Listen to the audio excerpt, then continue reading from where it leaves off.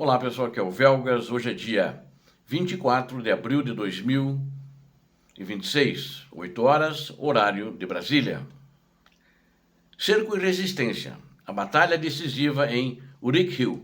Urykhiv fica no sul da Ucrânia, na região da província de Zaporizhia.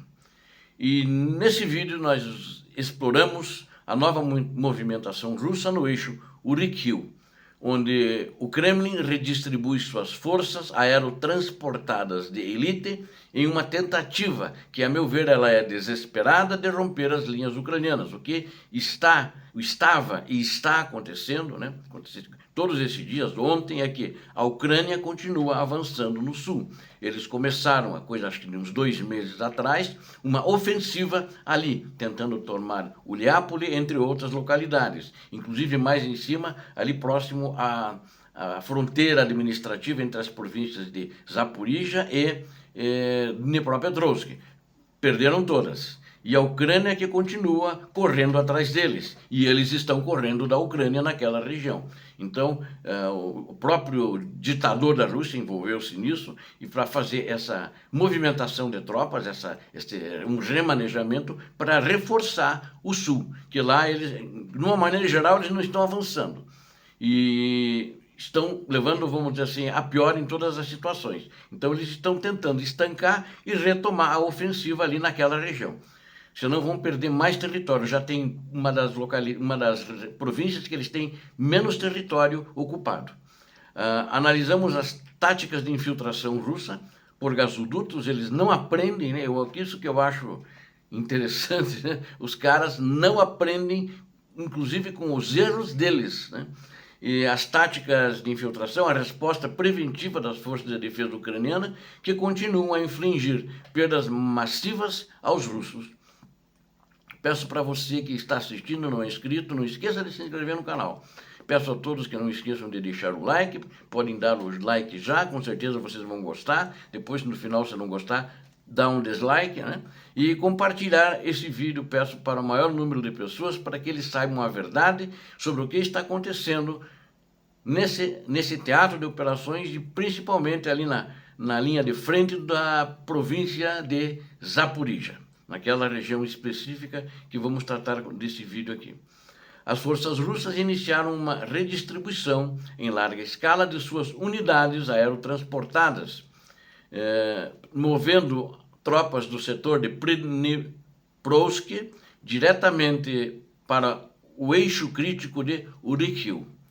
Esta manobra, ela tem como objetivo principal manter a intensidade das operações de ataque, utilizando soldados de elite, no caso que são os paraquedistas, para substituir unidades que sofreram perdas catastróficas nos últimos confrontos e não têm mais condições de avançar, né?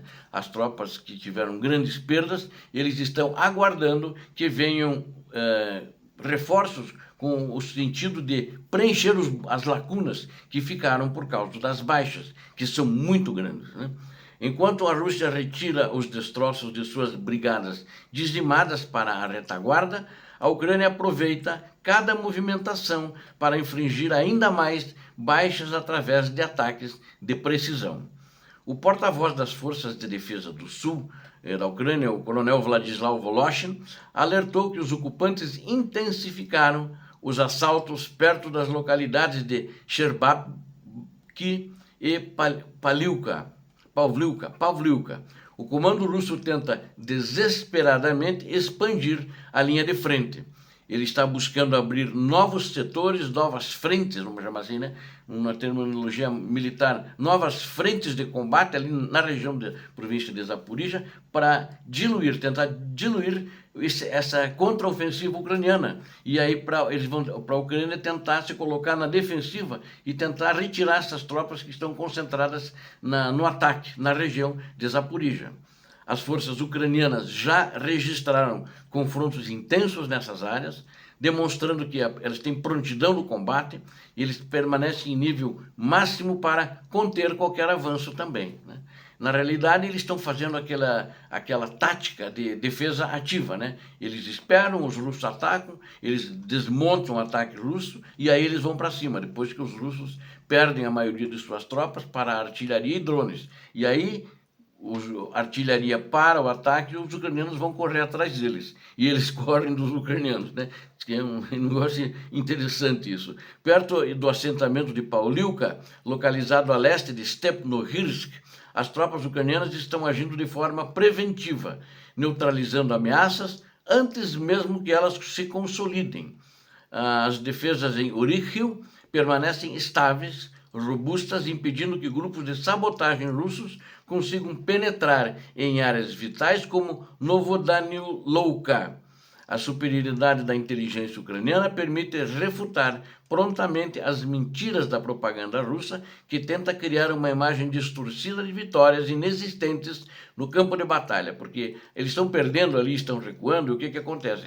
Na imprensa russa oficial, imprensa de uma maneira geral, porque ali é tudo controlado pelo ditador da Rússia, eles dizem que as coisas vão bem em Zaporizhia, que eles estão avançando, quando na realidade está acontecendo o contrário, né?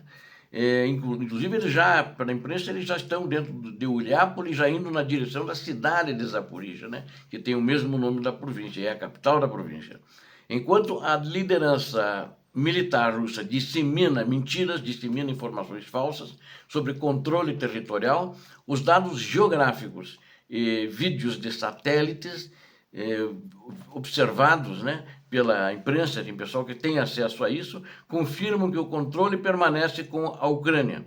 Uma tática preocupante foi identificada pela inteligência ucraniana: o uso de gasodutos para infiltração de tropas, uma abordagem semelhante à que aconteceu em Advilka, que aconteceu em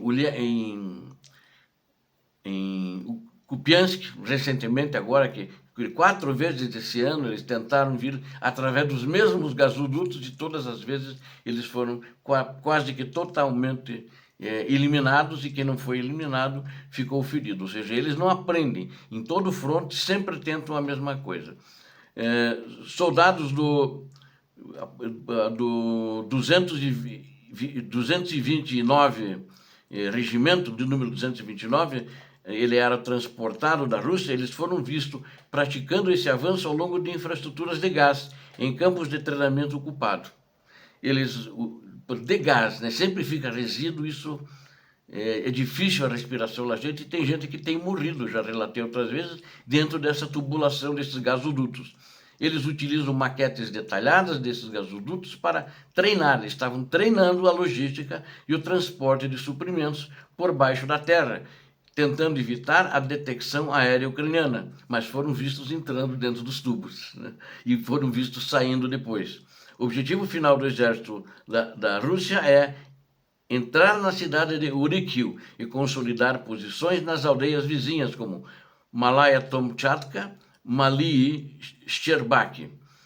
Contudo, a resistência ucraniana já mapeou essas rotas e está preparada para transformar esses mesmos gasodutos em armadilhas fatais para os invasores russos. A situação humanitária em Orychil tornou-se extremamente difícil com os moradores. Esse é um efeito colateral. Eu não sei por que essas pessoas ficam numa guerra nessa linha de frente. Tinham que ir embora. É melhor ficar na rua em uma outra cidade do que ficar, né? Mas embora que a Ucrânia tenha na retaguarda, ela sempre oferece para os moradores da linha de frente abrigos, né? Abrigos bem longe dali. E alguns abrigos até na capital, até no oeste da Ucrânia, mas eles se recusam e ficam ali. Acham que vão com isso conseguir manter as suas residências, seus apartamentos, mas a Rússia não respeita isso. A Rússia violenta, mata, assassina esses cidadãos. Então essa situação humanitária é complicada, né? E agora é muito difícil porque como tem combates ali nas proximidades, eles querem avançar até a cidade, não têm conseguido, mas eles bombardeiam a cidade também.